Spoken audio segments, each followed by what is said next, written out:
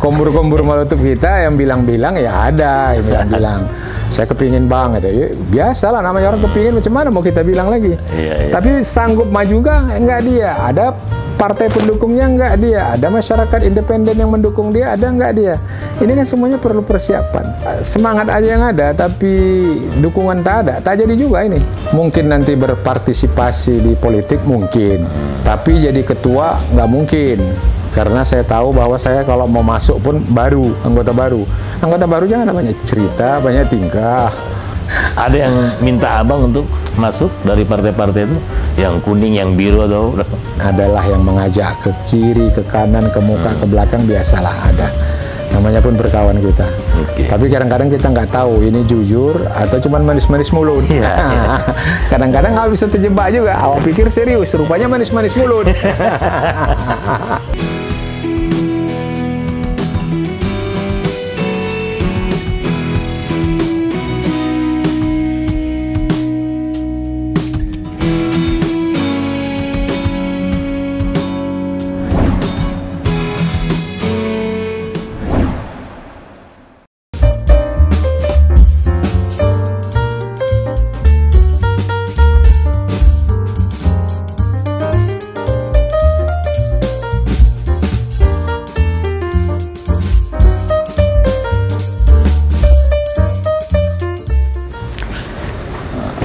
Assalamualaikum warahmatullahi wabarakatuh. Waalaikumsalam. Pemirsa Waspada TV, hari ini kita ngobrol dengan Pak Wali Kota Tebing Tinggi, Abangda Insinyur Umar Junaidi Hasibuan, Abangda ya. Lemas sekali Abang Umar. Sehat. Alhamdulillah wa syukurillah dalam keadaan sehat walafiat. Karena kita nih kalau puasa ini kalau nampak kali kita semangat dibilang orang mungkin Bapak nggak puasa ya. Nah, itu juga. Jadi waktu dibilang Bang Una ketemu sama Bang Umar kita Tebing Tinggi, tancap langsung kemari Bang. Alhamdulillah. Tapi sekarang agak ini dia Bang ya, 1 jam lewat tol ya ke tebing ya. Iya. Kalau lebih cepat bisa sekitar 45 menit bisa dapat kita. Tapi justru keluar pintu tol di Medan itu yang justru lama kita. Jadi yang lebih lama di kota Medannya daripada dari Medan ke Tebing Tingginya. Oh gitu ya. Itu sekarang. Tapi teringat Bang, unik ini berasa ini. Banyak orang bertanya atau apa, saya juga ngelihat kan. Tebing Tinggi ini namanya Kota Tebing Tinggi. Kok bisa nih Bang? Ada ceritanya, apa sejarahnya nih Bang? Baiklah, terima kasih Adinda Kesper.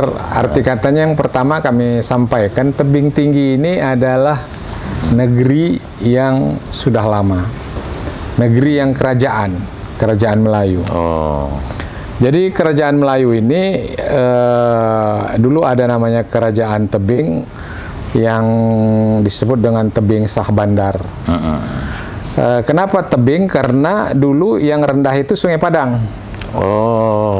Di atas lapangan ini agak tinggi, disebut dengan tebing.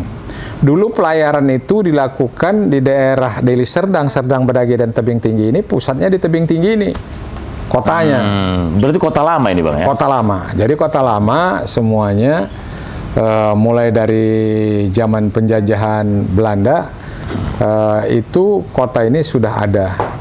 Jadi bisa kita lihat bahwa kalau secara kenyataan pada tahun 1917 kota ini dijadikan kota Kamente, tapi sudah jadi kota. Maka kota ini lahir tahun 1600-an sampai 1700-an lah kita prediksi, yang sedang kita cari tanggal benarnya. Memang didirikan pertama oleh masyarakat yang dari Simalungun yang berada di tepian sungai Padang tadi. Oh, berarti pendirinya ini kerajaan atau orang-orang dari Simalungun? Orang dari Simalungun merantau kemari, ke tebing ini tadi sebagai cikal bakal. Tapi di tebing ini juga sudah ada masyarakat tebing. Dan dia kebetulan mendirikan ibu kotanya di tebing, makanya Tebing Tinggi. Kotanya tebing. Oke Bang. Jadi saya kemarin itu kan Bang, teringatnya lah dulu. Abang udah 10 tahun ya, sudah 10 tahun, ini hampir periode terakhir lah ini Bang ya, di Mei ini mungkin kan. Detik-detik terakhir. Detik terakhir. Tapi sebelum kita bahas detik terakhir, ke perkembangan kota ini sebenarnya Bang, yang masyarakat melihat, masyarakat Sumatera Utara lah khususnya kan, ini kan signifikan ini, tebing tinggi Abang bangun, mulai dari infrastruktur, terus kemudian juga apa namanya, pengembangan kota, dan muaranya kan orang ngelihat ini kota satelit ke pendidikan dan jasa kira. Selama 10 tahun ini Abang sudah memimpin. Kira-kira ini kalau misalnya muhasabah atau introspeksi, apa yang sudah Abang buat dan apa yang belum kira-kira Bang? Dan kalau misalnya ada 3 periode kayak Jokowi, apa mau lanjut atau enggak? Adinda Casper, saya ucapkan pertama terima kasih lah. Kalau untuk ketiga periode itu yang saya sampaikan, saya tidak bercita-cita dan tak berpikir ke situ. Syukur alhamdulillah kalau 2 periode ini pun kita sudah selesai baik dalam keadaan sehat walafiat. Itu saja yang pertama. Yang ketiga saya sampaikan adalah, kalau ditanya apa lagi yang kurang, banyak. Banyak yang kurang. Kita tidak bisa menutupi bahwa hal inilah menjadi bagian yang harus kita sadari secara bersama. Di kurun waktu saya periode kedua ini, selama 5 tahun ini, 2,5 tahun kena COVID. 2,5 tahun kena COVID. 2020, 2021, 2022 ini, anggaran-anggaran kita sebagian besar untuk masalah penanggulangan COVID di Kota Tebing Tinggi. Sehingga beberapa kegiatan kita delay. Nah, antara lain salah satunya adalah cita-cita kita membangun alternatif destinasi untuk wisata di Kota Tebing. Wisata budaya tadi, wisata sejarah tadi. Bentuknya apa itu kegiatannya? Karena ada di sini istananya, istana kerajaan yang lama itu ada.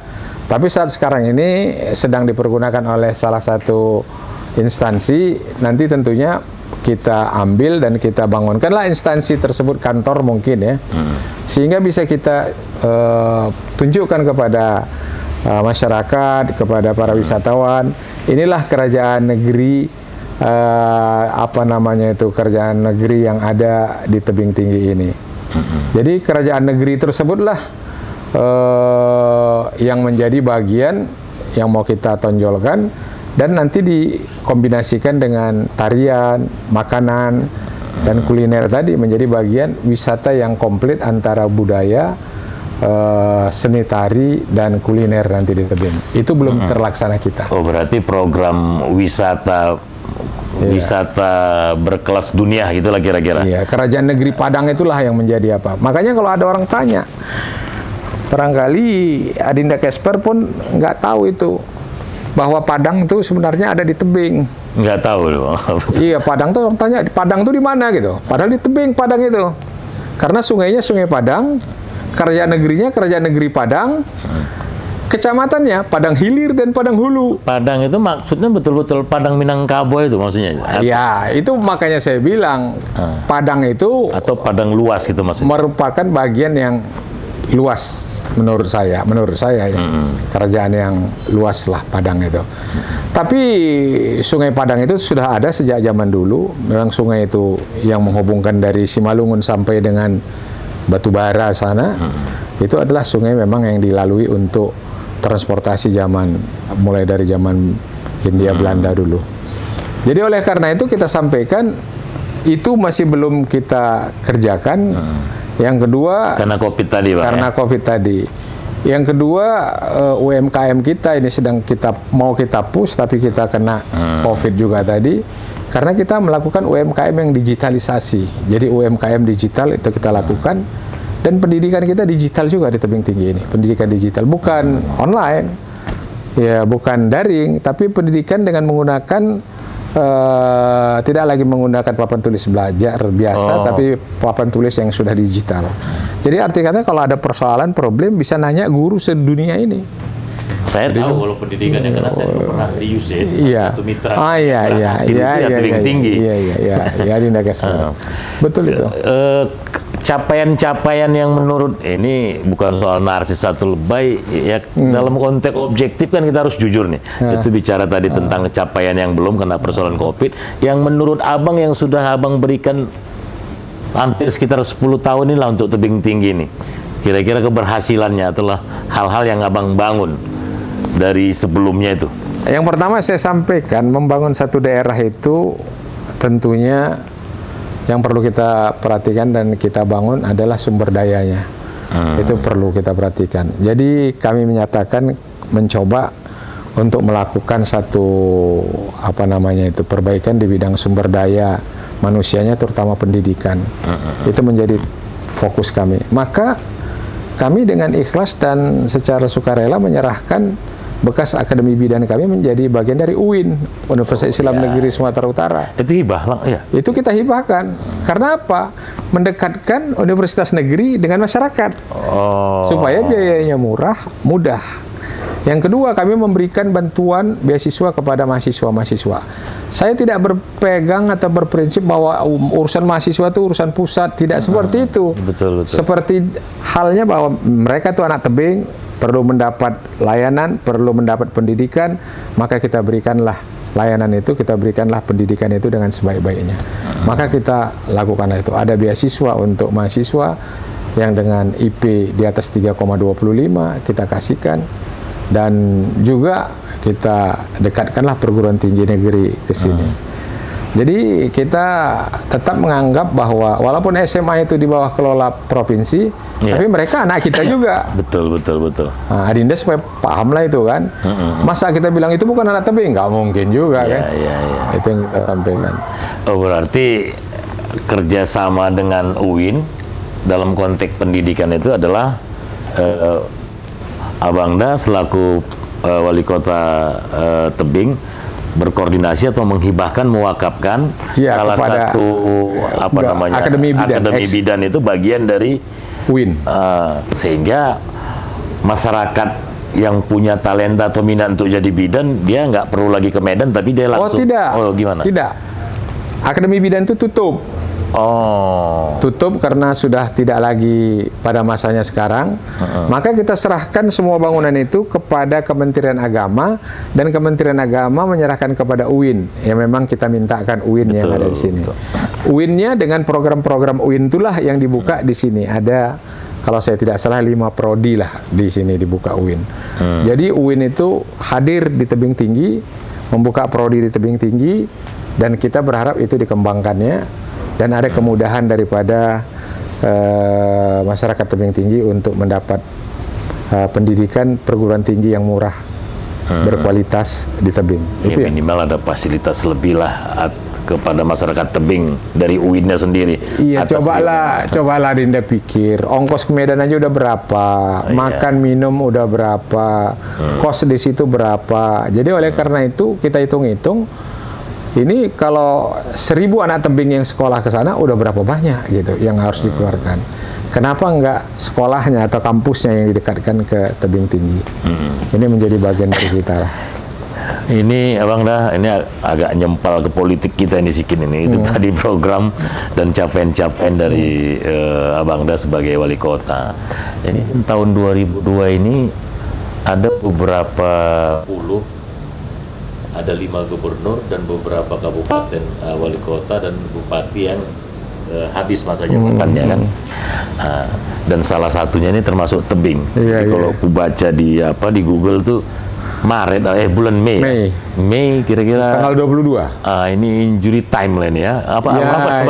Detik-detik ada sekitar 2 minggu 3 minggu lagi nih Abangda untuk menjabat. 1 bulan lagi persis. 1 bulan lagi efektifnya ya. Ya, persis. Ada rencana ke depan ini apa ini Bang? Ini 2022 Abang berhenti, 2024 itu ada pilkada serentak. Rencana Abang sendiri secara pribadi apa Bang setelah ini? Apa mau terjun ikut ke 2024? Kalau ditanya dulu Adinda Kesper, kalau kita dulu tanya waktu kecil, anak-anak ditanya kita, kalau udah besar mau jadi apa nak? Pasti anak-anak jawab presiden katanya. Tapi sekarang kita nggak akan berani. Sudah besar kita di sini. Mau jadi apa, Bang? Saya menjawab. Saya menyatakan biarlah dia mengalir seperti air. Mengalir seperti air. Arti katanya waktulah yang menentukan dan membawa kita kemana. Tapi sampai sekarang saya belum berafiliasi ke politik manapun juga. Jadi arti katanya saya masih independen lah kita katakan. Iya. Itulah yang ada sekarang. Barangkali obsesi kan punya partai politik. Kan berbeda ini. Oke lah nggak punya partai. Ini kan setelah ini, ya dulu abang nggak punya partai politik, nggak mimpin, abang jadi wali kota 2 periode dan sukses lagi. Ini kan modal.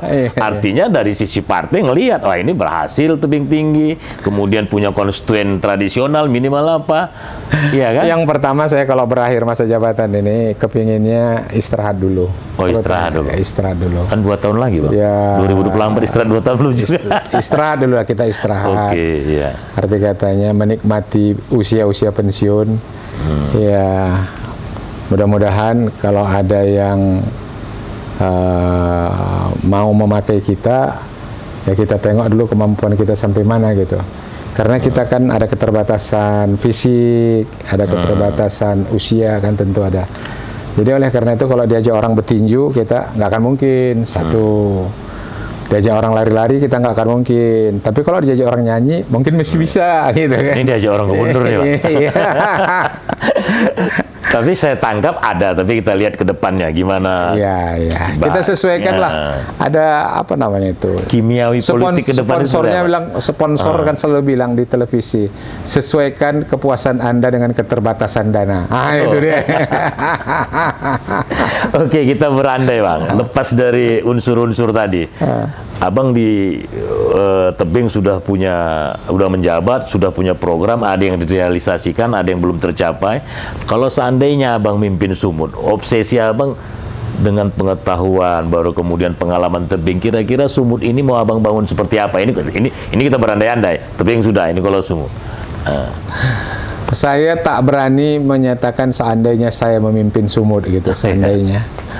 Saya menyatakan bahwa memimpin Sumut itu adalah memimpin wilayah yang cukup luas. Maka pemimpin-pemimpin Sumut itu pemimpin yang hebat-hebat semuanya itu. Karena menyatukan wilayah dari Langkat sampai Nias sana, atau sampai ke Mandiling Natal sana, dengan beragam-ragam etnik, suku, miniatur Indonesia lah kita katakan ini. Jadi itu hebat itu. Jadi tidak mudah untuk membangunnya dengan potensi yang luar biasa alamnya itu tadi. Maka saya bilangkan untuk membangun Sumut ini perlu kontribusi semua orang. Tidak bisa hanya satu orang saja, tapi marilah kita berkontribusi untuk membangun Sumatera Utara sesuai dengan share daripada masing-masing. Ada yang saya sampaikan, ada prinsip 5, Adinda, Kasper. Yang pertama dalam hidup kita ini, kalau bisa kita nyumbang, kita sumbanglah dana. Itu orang paling banyak mengelak kalau nyumbang dana kan. Yang kedua, kalau ada yang paling disumbang, sumbanglah pemikiran. Yang ketiga, kalau ada yang mau disumbang, sumbanglah doa. Yang keempat, kalau nggak ada itu, sumbanglah tenaga. Nah, yang kelima, jangan. Kalau tak ada yang mau disumbang, jangan jadi provokator. Dalam. Itu yang tak boleh. Iya. Jadi kita tengoklah. Udah tak nyumbang, merusuh. Itu deh. Oke lah, Abang tidak maju, memang sudah undang-undang juga jabatannya memang sudah 2 periode Bang ya. Kemudian di tingkat Sumatera Utara juga kita lihat ke depan. Tapi ada semangat yang kulihat, aku tangkap dari Abang, ada butuh istirahat lah dulu ya, untuk mungkin beberapa tahun ini kan konsentrasi kemarin sehingga ada banyak tertinggal. Orang kakak sebenarnya pengen waktu Abang jadi wali kota tuh senang atau gimana dia? Saya sampaikan lah yang namanya anak dan keluarga. Itu tidak ada pernah menyarankan saya jadi kepala daerah atau wali kota. Untuk jabatan apa saja pun tak pernah ikut campur. Cuman mendoakan saja. Ya, jadi arti katanya memang doa istri, doa anak itu memang dekat dengan orang dekatnya lah, dengan orang tuanya, dengan suaminya, itu adalah bagian yang... Pernah Abang tanya ke kakak, mana dia lebih suka Abang tidak jadi wali kota atau jadi wali? 5 tahun pertama kan biasanya gini bang, sur dia kan, habis itu rupanya nggak pernah di rumah, kena sibuk kan konsentrasi. Nah, itu pernah ngobrol diskusi ringan sama kakak? Nah, itulah yang kebetulan yang saya sampaikan. Saya tidak pernah mengadakan survei pula kepada istri maupun kepada anak. Tapi mereka tetap yang pertama mendoakan dalam keadaan sehat itu. Yang kedua yang mereka doakan tetap dalam koridor gitu, dalam arti kata masih dalam on the track, tidak membuat hal-hal yang negatif-negatif gitu. Itu doa mereka lah selalu. Oke bang, abang kan nggak maju lagi, ada nggak putra mahkota atau minimal yang abang gadang-gadang lah, bukan persoalan feodalisme atau apa, tapi abang melihat ini orang bagus dan ini harus layak untuk mimpin, menindaklanjuti atau melanjutkan program-program capaian-capaian abang itu. Udah abang secara pribadi lah Adinda, saya sampaikan, jujur saja saya sekarang menyatakan, saya sendiri masih belum memiliki dan melihat bahwa ada sesuatu yang memang perlu kita tonjolkan atau kita dukung, baik itu dari keluarga maupun dari yang lain. Karena apa? Karena yang pertama, masa pemilihan ini masih lama lagi, tahun 2024, 2 tahun lagi. Iya. Ya, semuanya bisa terjadi lah. Yang kedua, banyak orang yang memiliki kemampuan dan kapasitas, tapi semuanya punya nilai plus dan punya nilai minus lah, kita sampaikan.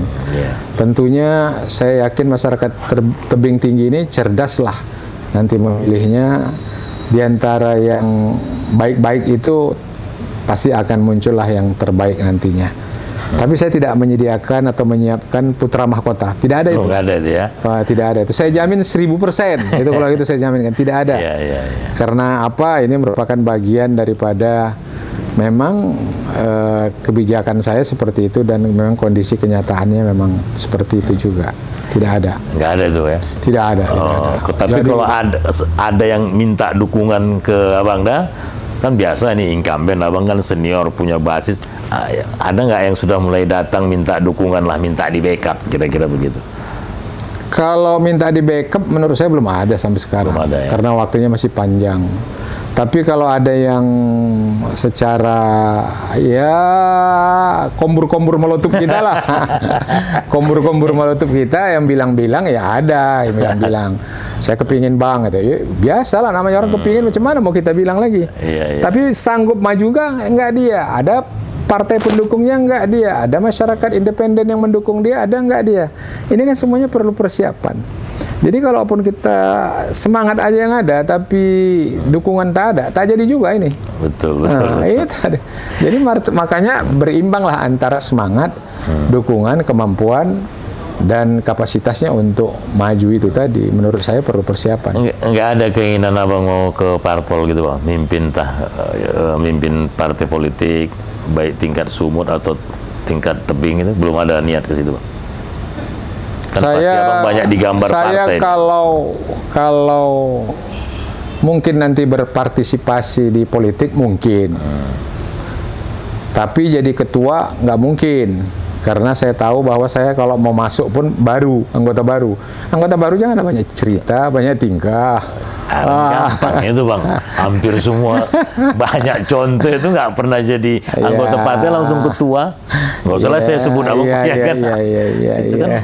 Partai ini kan kadang-kadang melihat, wah ini punya kapasitas, punya basis, naikkan elektabilitas, popularitas, dan itu ada di abang posisi itu. Sudah ada yang ngelamar bang? Ada yang minta abang untuk masuk dari partai-partai itu? Yang kuning, yang biru atau? Ya kalau menurut saya ya, kalau itu ya ngomong-ngomong kombur-kombur kita, ya secara sahabat mungkin adalah yang mengajak ke kiri, ke kanan, ke muka, ke belakang, biasalah ada. Namanya pun berkawan kita. Tapi kadang-kadang kita nggak tahu ini jujur atau cuma manis-manis mulut. Kadang-kadang nggak bisa terjebak juga. Awak pikir serius, rupanya manis-manis mulut. Suruh orang nawarin minum, ayo silakan minum. Rupanya kalau awak minum banyak, dia pun bilang, abang ini rakus sekali. Untung nggak dibilang rupanya ditagih, ada bayar pula. Jadi apalah pesan-pesan abang ini ke masyarakat tebing tinggi sudah 10 tahun kan Abang menjabat, banyak hal-hal positif pembangunan yang Abang buat, dan juga tadi Abang sudah bilang ada beberapa hal yang belum bisa maksimal kena COVID atau juga karena persoalan lain hal lah ya. Ini di usia sebulan lagi, apa himbauan atau katakanlah masukan, tanggapan, atau enggak closing statement agak dramatis dia Bang ya, apa ke masyarakat Tebing Tinggi Bang? Pertama, saya mengucapkan terima kasih kepada warga Kota Tebing Tinggi yang telah mendukung saya selama 2 periode untuk melaksanakan kegiatan pembangunan di Tebing Tinggi ini maupun masalah kemasyarakatan di Tebing Tinggi ini dengan sebaik-baiknya. Itu yang pertama. Yang kedua, saya sampaikan untuk membangun satu negara, satu kota, satu provinsi, yang pertama adalah kondusivitasnya. Kita harus jaga masyarakat kita yang heterogen ini, harus kita jaga. Kemajemukannya itu kita jaga. Tidak bisa kita memenangkan yang satu, mengalahkan yang lain, tapi semuanya adalah bagian dari kita. Kita harus menyatakan bahwa Indonesia itu memang dari barat sampai ke timur, dari Sabang sampai ke Merauke, ya itu merupakan memang Indonesia. Jadi nggak bisa kita pilah. Nggak bisa saya bilang saya harus menangkan suku saya, misalnya Tapanuli Selatan, Mandeling, suku lain tidak baik. Tidak bisa, karena kita semua sama. Jadi oleh karena itu, mari kita jaga kondusivitas kita di Tebing Tinggi ini dengan sebaik-baiknya. Ada apapun pestanya, termasuk pesta demokrasi, kita jalankan dengan sebaik-baiknya, tanpa ada kita memecah belah persatuan dan kesatuan kita. Itu yang ingin kami sampaikan yang pertama. Yang kedua yang kami sampaikan adalah kita kota yang kecil di Tebing Tinggi ini tidak akan dilirik orang, bisa ditinggalkan orang. Maka kita harus mempunyai keunggulan. Makanya kota ini harus membuat kegiatan atau atraktif yang harus dilakukan. Kalau menurut saya ke depan itu setiap bulan ada event. Karena apa?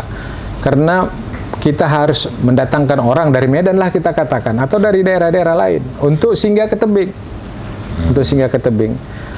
Jadi oleh karena itu harus banyak yang kita produk UMKM di sini. Tentunya makin lama makin berkualitas. Nggak cukup hanya makan lemang aja atau roti kacang aja. Nah, itu kan cuma 2, lemang dan roti kacang. Kita harus variankan lah. Ada misalnya makan miso, makan nasi, makan macam-macam. Makanya kemarin kita sudah mulai. Nah, ini ada Casper, saya bukakanlah sedikit resep dan rahasianya. Kami mulai lemang itu kami jadikan sushi ala tebing. Jadi sushi ala tebing. Kita variannya kita buat, kita bikinlah dengan sebaik-baiknya. Ini kita lakukanlah. Jadi oleh karena itu kita punya tagline. Kita bangun UMKM Tebing, kita bela UMKM Tebing.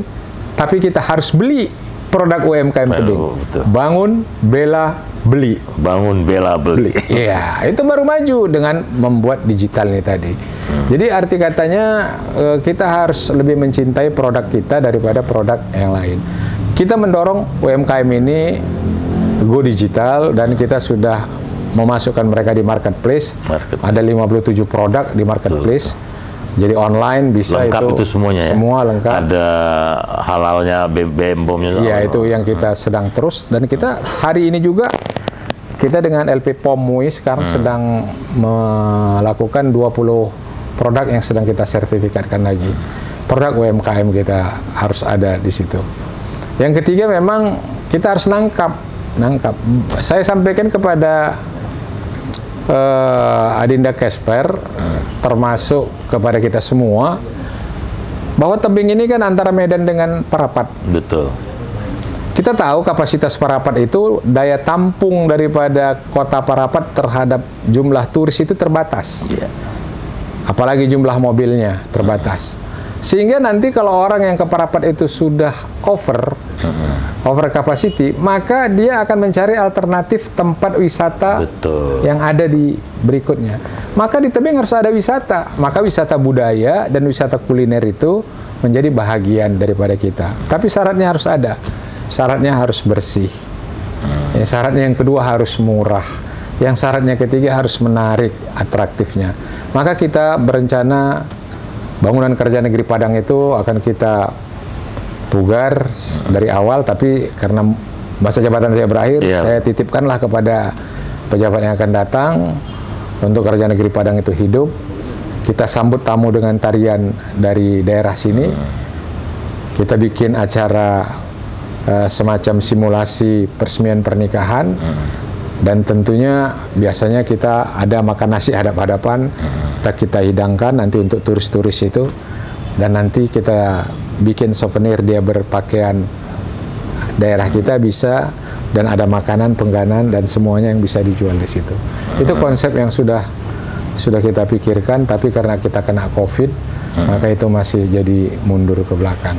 Ya, artinya yang kedua, 50% sudah lah itu ya. Yang ketiga yang kita sampaikan, kita mengadakan produk unggulan, bibit misalnya. Padi kita bibit, bibit padi. Ikan kita ternak dengan kolam terpal. Jadi dengan kolam yang ada, kita taruh di situ bibit ikannya 1000 ekor. Jadi kita beternak ikan tidak lagi perlu kolam, cukup hanya terpal saja. Itu kita tingkatkan terus-menerus. Jadi oleh karena itu kita berharap bahwa sektor pertanian, sektor industri, dan UMKM ini terus dikembangkan ke depannya nantinya oleh yang melanjutkan dari kita ini. Apa yang bisa kita lihat bahwa tebing ini punya potensi keuntungan, diletaknya tempat strategis di segitiga. Orang mau ke Jakarta, orang mau ke Padang, orang mau ke Pekanbaru, orang mau ke Jambi, orang mau kemana saja, kalau ada jalan darat pasti lewat tebing. Sesudah tebing nanti dia baru pecah 3. Jadi posisi itu. Jadi kalau kita perhatikan, kalau lintas timur, lintas tengah, lintas timur, lintas tengah itu pasti lewat sini. Jadi saya sampaikan, kalau satu hari saja itu ada lebih kurang satuan mobil penumpang yang kita katakan 89.000 satuan mobil penumpang yang lainnya 24 jam. Kita katakanlah 10% saja, 8.900 mobil. 10% saja yang singgah saja kita bilang 8.900. Kalikan 4 misalnya, 32.000 orang.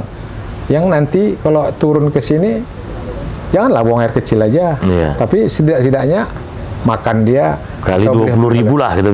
Nah, itu kan potensi ekonomi yang tergerakkan luar biasa.